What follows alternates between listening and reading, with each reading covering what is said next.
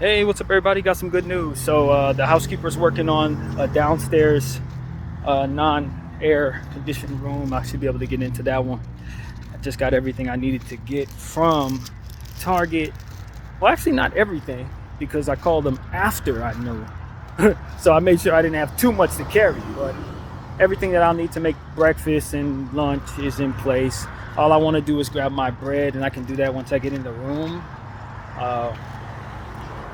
I had a really good walk at the park, you guys. After I put my phone on the charger, I was just giving myself a little space of peace. And, I just am ready for things to change within my own mind in ways that I never really was ready for before in my life. Whether I'm under control in regards to my mental health or not, I know I'm not what I saw at the hostel. That's a different level of mental health. And while mine is debilitating in my own way, because if I wasn't in this position mentally, it would have never gotten this bad. I would have never let it get this bad. I also understand that there's some things that I've learned I can do that I didn't know I could do. Things that I had conditioned myself to believe were not possible, were not attempted because of it. And now I've since been forced into those circumstances, and I've seen how I can do it. Walking down the street, of course, one example. Living amongst others, another example. That hostel experience was trash for me. And as I told you guys, I still find myself appreciative that I've now gone through it. Just like every other difficult circumstance that's meant to make you better. That's what that did. That did. It made me better. It made me understand that whatever the hell I'm running from in regards to not wanting to work, it ain't worse than that. It ain't worse than spending another night in that place. And so now this lady said I could be the first one to get the non-air conditioned room that's downstairs. I don't know if it's the same room I came out of. Who cares? The point is, they're working on my room. And I'll have another way to get that room. Get in that place instead of having to be in the hostel tonight. That is a big deal for me. So I really don't want to be there anymore. At least until I'm forced to again 3 weeks from now. If for some reason things haven't gotten better. As to which I don't anticipate they will, because I'm going to do what I have to do, try to make them better. And we'll see if that translates to things actually being better or not. But I can tell you this, man. I'm praising God for the ability to have that room available to me in about an hour, however long it's going to be. I'm appreciative that I had this ability to go to this Target and get the food that I needed. Could have been a lot worse for me. They didn't have a place like this around here to eat the way I want to eat. And I'm appreciative that I have the money to get my my bread. I'm appreciative that my stuff is still underneath the stairs where I left it. Once again, very appreciative of all of these things that God has done for me. And while I was getting my groceries here just now, the Lord put it in my heart and He said to me, by the time you get back there, your room will be ready. That's what came to me. It's clear as day. And I just be appreciating those words, because that ain't, those ain't words that come my way unless either the Lord wants me to hear it, or unless I done lost my entire mind in regards to my spirit, as to which I have not. I can tell you my right foot hurts real bad right now for its standards from all this walking. But I got a lot more walking to do, man. I just didn't decide to sit very much when I had the opportunity to. At the park, I didn't. I just continued to walk. And doing so gave me a lot of time to think. Quiet time to think that I hadn't reserved for myself in a few days. In a different mindset. I realized that all of my worldly possessions had been left unattended at that moment. My phone was, and everything else that I had was left unattended. I was trusting God because I just needed to. Not everything. Everything. And that trust is returned with a certain level of trust that's been given to me. Which is something that you learn to understand too as you go forward with God. Not only are you trusting Him, but He's trusting you. Trusting you to follow His word. Trusting you to do right by His people. Trusting you to do right by His animals, which is underrated for a lot of us. Trusting Him to do right in various different things. He's trusting you just like you trust Him. He put his faith in you just like you put your faith in him. And when you betray that trust, he is just as disappointed as you would be when things don't fall into your favor. Sometimes he's counting on you, really counting on you to get it right, not just on a surface level, but it's like, God, I really need these people to come through on this one. This one, I need them to come through. And when you don't, what a letdown. And we do let him down quite a bit. Even if there's some people over here ain't letting him down, there's somebody over there letting him down. It's just a weird thing to absorb when you consider what it means to be in his shoes. Well, even though there's a lot of people who are praising his name, they're praising his name with a whole lot of issues, you dig? And those issues aren't being fixed by trusting in him in a lot of cases. They're just being addressed with their first mind, the secular mind, so to speak, or however that word is. And a lot of times he can't help them, and they don't come through for him, and it just becomes a real big disappointment all the way around. And so I've been, relying on faith. Everything I've been going through this day, everything since the morning it began, it's been about faith. Faith that I could just deal with the craziness of the people that were around me, sleep, rest my head without one of them trying to attack me or something like that. You know what I mean? It's a real thing. When you're surrounded by people who are not well, for which I was, you don't know. Maybe one of them try to slit your throat while you sleep. Like, I hate to be so graphic, but that's a real thing. That lady was talking about slitting somebody's throat. She said it this morning. That crazy man, she wanted to cut his throat. She said, I used to be a doctor. I could really do that. I was like, I believe you too. It's one of those situations like, man, I don't have those problems. That ain't the type of mentally ill I am. Because I'm spiritually inclined, I got something that a lot of them may not even have. So it's like, what am I to do at this point? Do I continue on the path I'm on, where I don't want to work at all? I don't need a job, don't want a security job, don't want to work at Target, don't want to do nothing. And at this point, it's like, if this is going to be the result of what comes of that, that doesn't work anymore for me than not working. Then, it doesn't work anymore for me than having a job that I hate. It just doesn't work, man. And I want the world to be what I want it to be so I can be the person I want to be. And it just ain't working out like that.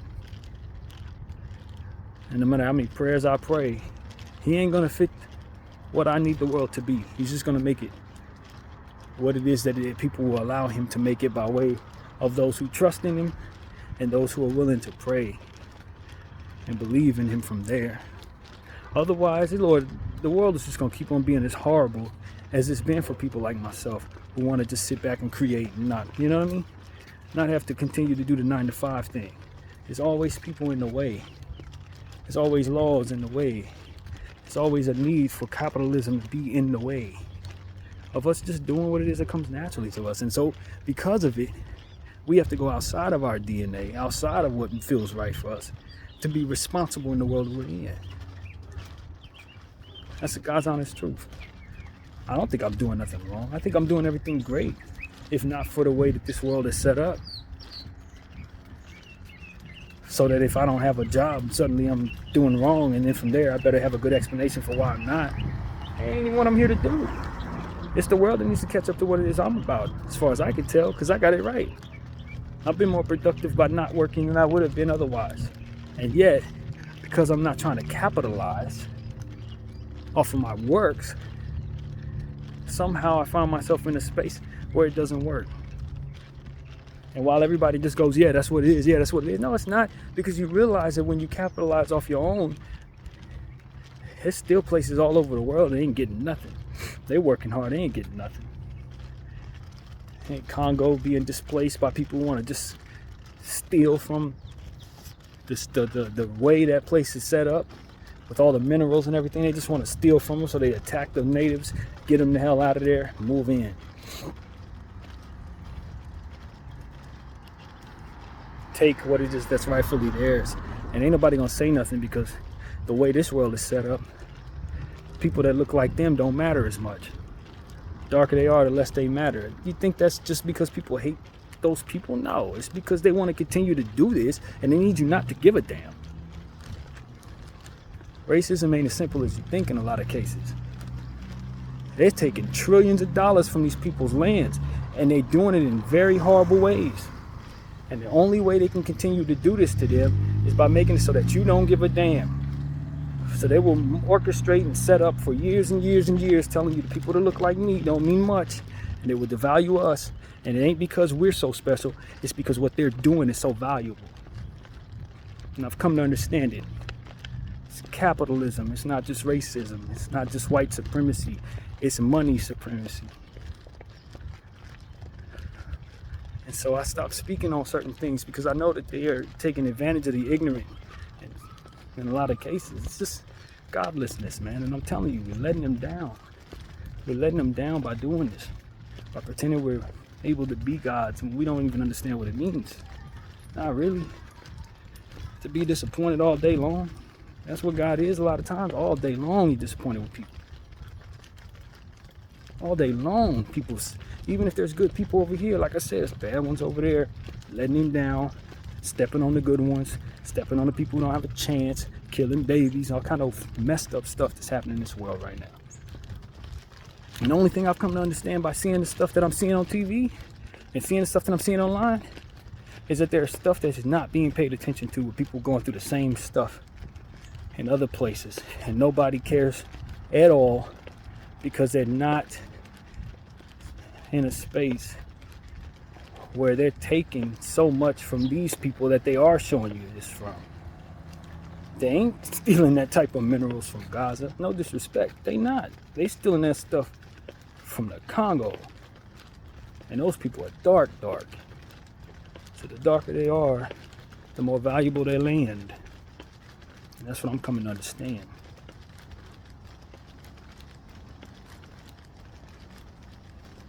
It's an inverted truth.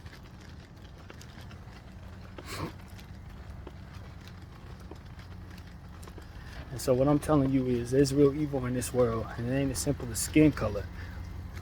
And maybe their origin didn't in its skin color. Maybe it was only certain people doing it, although I don't know that. What I can tell you is what I'm seeing right now is only a portion of the evil that's being done in that way all over the world. And we need to understand that God is disappointed because He's seeing all of it. It ain't just a little bit of it or the stuff that politically they want us to see today because we're about to be voting, so they want to get us on the side of this or on the side of that. Slide those people over here, slide those people over there, and step into involved and get yourself understanding in a war that's been going on for 75 years or longer. Like why is it that this, and let me say this in the right way because it means a certain thing to me. Why is it that we're being emphasized and rational and mobilized to be invested in a war that I've been hearing people talk about for as long as I've been alive? Yes, I care, and I should have cared then. I should have been informed then, not just now when it makes sense for those who want to show us what's going on to see it. They was killing babies before this. They was doing this type of evil to them before this, each other before this. But suddenly it's now time for my Western behind to give a damn. Why wasn't that on the clock 3 years ago? Were they not killing babies 3 years ago in this war? Were they not stealing land 3 years ago in this war? When is it going to be time for me to care about the stuff you're not showing me? I'm supposed to wake up tomorrow and just suddenly start realizing that this is happening in the Congo? When you start deciding you want me to see it? Oh my God, this is happening. I know it's happening now. When am I supposed to care according to you? And that's the point. God is disappointed, man. This godlessness is not just people doing whatever they want to do.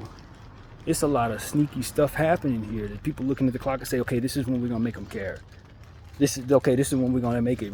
We're going to turn the heat up on the demolition. And then we're going to show it to these people and get them all riled up. That's why I don't trust anybody who's really showing me stuff. No different than I trust anybody who's doing it. because I know they're there to get me riled up.